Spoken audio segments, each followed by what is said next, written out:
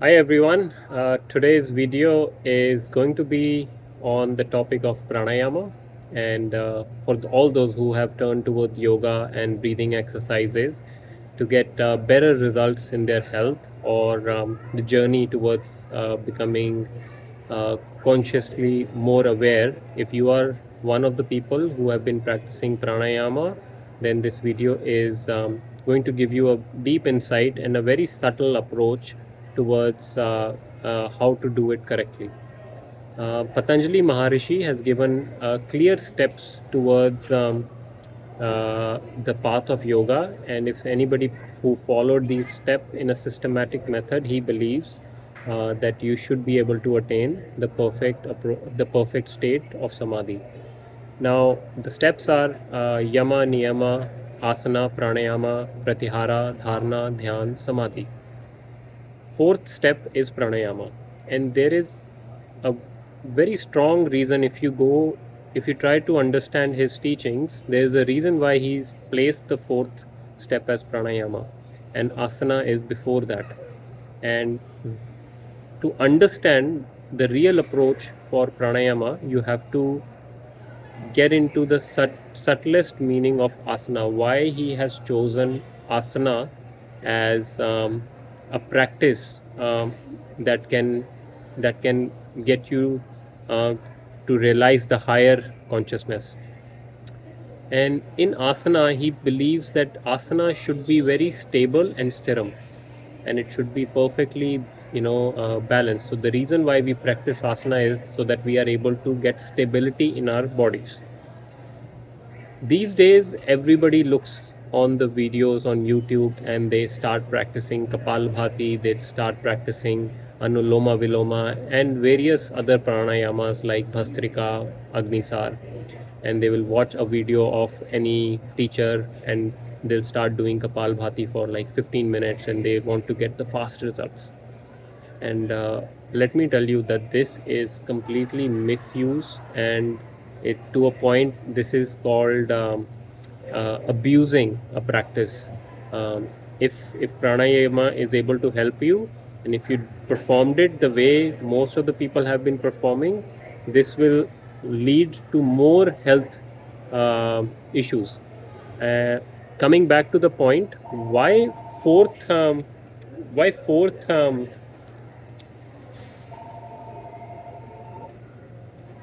okay, coming back to the point now, why fourth step is pranayama, and what is needed before you get into practicing pranayama. uh, the asana, whichever asana that you are sitting in, if it is padmasana or sukhasana, or even if you're sitting on the chair, you need to understand that the asana has to be so much stable that you almost feel that you are weightless. When I say weightless, that your body's weight should be divided in such a way that you're not able to feel your body at all. So it is so stable, it is still, and this is the ground where you are supposed to practice pranayama.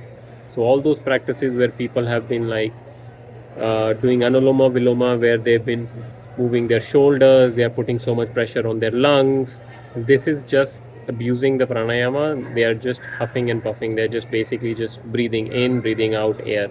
There is no real benefit that they are getting from this practice.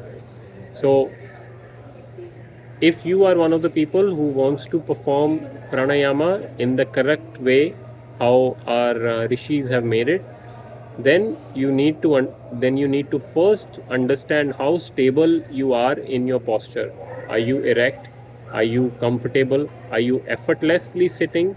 Are you feeling completely still? And then you begin the practice of pranayama. And pranayama is only the exercise of the breath. So the physical body has is not to take even if the physical body is basically not um, getting involved in the practice. So that's why a certain stability has to be reached in asana, then you practice pranayama, then it has such a strong effect on your physiology. So next time you're doing kapalbhati or anuloma viloma, do try this approach where you are just sitting comfortably, stable, no other body part moving, and only the area that is required for the pranayama can get involved in the practice. Kapalbhati, another pranayama where I have seen so many mistakes getting done in this world, where there are some yogis and there are some very famous teachers in India that are mentioning that you should practice 15 minutes of Kapalbhati every day. I think that's completely wrong. Kapalbhati is a Shat Kriya, and it can take it, it is a very deep cleansing process, so you have to be very careful with this.